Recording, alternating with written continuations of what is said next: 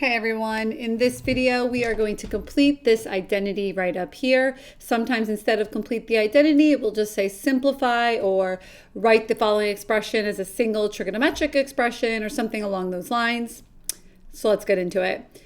First thing I'm going to do on the side is I'm going to write down the original Pythagorean identity that most people should know by heart.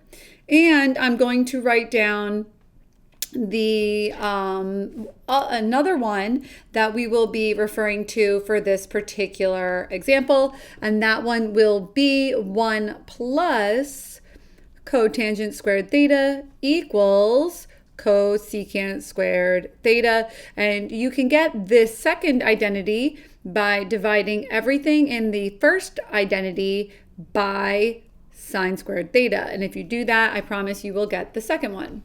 So let's keep that on the side and let's look at this one here.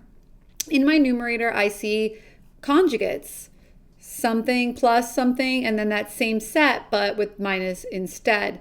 We're going to distribute or multiply. We're going to use FOIL. And when we do, the outer and inner will always cancel out when you're dealing with conjugates. That means we could focus on first times first, which is cosecant squared theta, outer, inner, positive and negative cosecant theta, then last times last, -1 or -1. I'm going to leave the denominator as is. Now, my numerator, looks a lot like what I have going on over here. If I subtract 1 from each side, I will be left with cotangent squared theta equals cosecant squared theta, take away 1.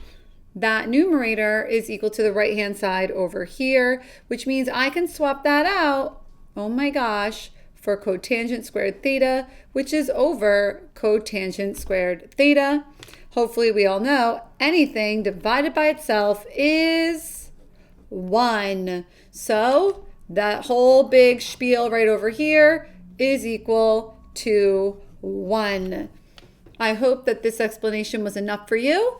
If not, please rewind it, watch it again, start it from the beginning, do it by yourself, check back in afterwards. This was only 2.5 minutes. If you feel good, by all means, please go ahead and give the video a thumbs up so you know you felt good about it. If not, put a thumbs down. So if you come across this video again, you know it's probably worth you rewatching it.